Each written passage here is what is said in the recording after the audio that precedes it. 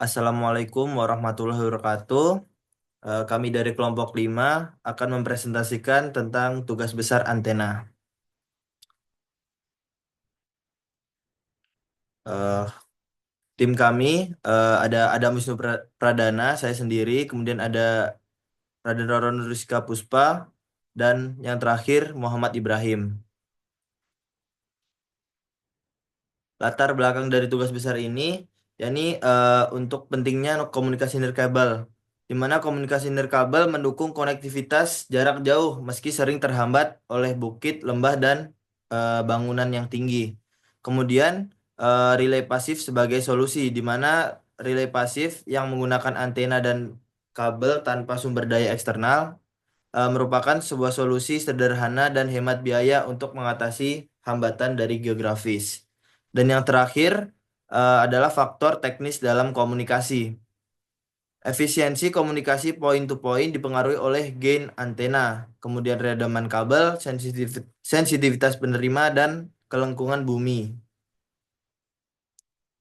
Selanjutnya rumusan masalah. Ini problem yang pertama, pentingnya komunikasi bagaimana mendesain antena relay agar sesuai dengan kebutuhan sistem. Dan yang problem kedua, berapa tinggi antena relay yang diperlukan untuk komunikasi secara LOS. Selanjutnya masuk ke spesifikasi antena, di mana antena Yagi menjadi pilihan untuk rancangan kami.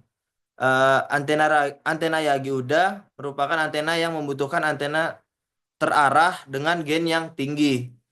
Kemudian antena dirancang dengan 2 elemen dipol, 1 elemen reflektor, dan 3 elemen direktor yang disusun secara teratur dengan driven. Seluruh elemen antena dirancang dengan material aluminium yang bersifat lossy metal.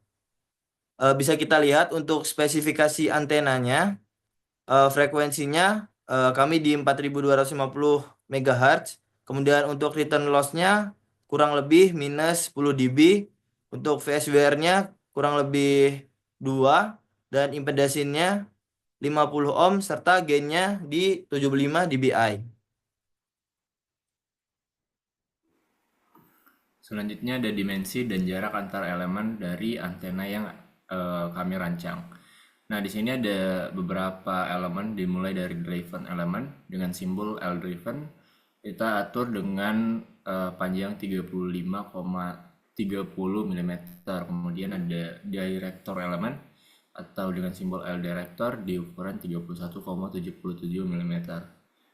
Kemudian ada reflektor elemen. L reflektor itu sepanjang 38,82 mm.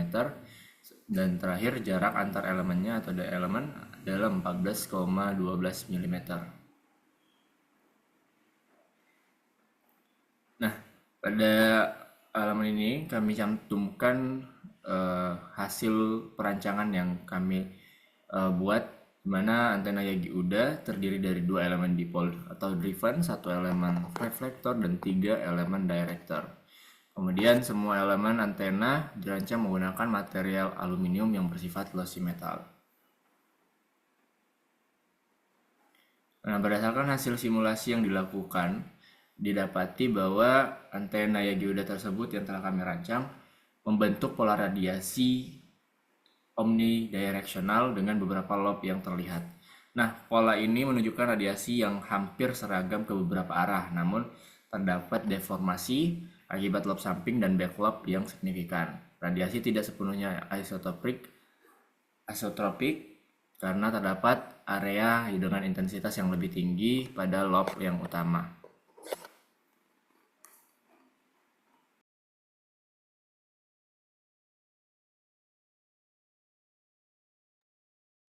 Baik, yang berikutnya ini ada return loss, hasil return loss dari simulasi sebelum optimasi. Jadi, untuk return loss sebelum optimasi itu, kita dapatnya di nilai minus 34,096 desibel. Pada frekuensi awalnya itu masih di 4353,5 MHz. Sedangkan untuk frekuensi target kita itu kan tadi sebelumnya udah dijelaskan sebesar 4250 MHz. Jadi ini masih agak jauh dari frekuensi yang ditargetkan. Kemudian untuk nilai return loss, ini yang bisa dilihat di bagian S parameters, itu kurang dari minus 10 desibel itu sebenarnya udah cukup baik karena itu berarti cuma sekitar 10% daya yang dipantulkan kembali. Ini untuk gambar dari nilai return loss-nya. Selanjutnya untuk VSWR, ini juga masih sebelum optimasi nilainya. VSWR-nya itu yang kita dapat dari hasil simulasi 1,04 besarnya pada frekuensi sama 4353,5 MHz. Untuk nilai VSWR 1,04 ini sebenarnya cukup baik untuk efisiensi transmisi daya karena menunjukkan refleksi daya yang rendah. Cuma lagi-lagi karena dia itu masih lumayan jauh dari frekuensi yang ditargetkan, jadi ini masih belum terlalu sempurna. Nah, selanjutnya kita lakukan optimasi biar hasil return loss, PSWR, terus pola radiasinya itu lebih optimal. Nah, caranya itu kita tambah parameter optimasi di parameter list. Terus, selain menambah parameter optimasi, kita juga melakukan perubahan nilai panjang driven, reflektor, sama direktor dikali dengan nilai optimasi. Sehingga didapat hasil yang lebih optimal. Hasil akhirnya itu di 4426 MHz. Nilai return loss yang dihasilkan di 4426 MHz ini sebesar minus 40,816 desibel, sehingga bisa dikatakan udah sangat baik, jauh lebih baik daripada nilai return loss sebelumnya untuk desain antena dengan aplikasi pada frekuensi tinggi, dan sangat memadai untuk aplikasi telekomunikasi. Sedangkan untuk nilai VSWR-nya itu kita dapat di frekuensi 4426 MHz itu 1,018. Dan nilai VSWR segini itu bisa dikatakan sangat baik juga dan cukup untuk aplikasi antena untuk komunikasi pada frekuensi tinggi. Nah, selanjutnya di sini kita akan, nah, ini untuk rancangan antena yang kita pakai itu di software CST. Dan untuk komponennya, seperti yang sudah dijelaskan sebelumnya, ada direktor, kemudian direkturnya ada 3, ini di bagian bawah dari driven. Untuk drivennya itu ada 2, disusun secara horizontal, terus uh, di bagian tengahnya ada sambungannya. Nah, selanjutnya ada reflektor. Reflektornya di bagian atas dari driven. Nah, untuk hasilnya, ini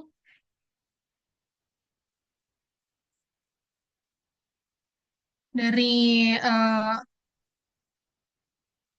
tes parameternya, di sini yang pertama ini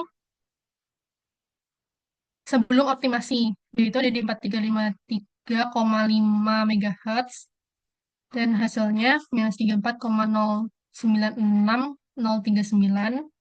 Dan setelah dilakukan optimasi, dia lebih dekat ke frekuensi yang ditargetkan itu 4250 di sini. Kita dapatnya di 4266 dengan uh, besar return loss-nya juga lebih bagus. Kemudian untuk VSWR-nya, nah ini yang sebelum optimasi, masih di frekuensi 4353,5, dan ini yang sesudah optimasi.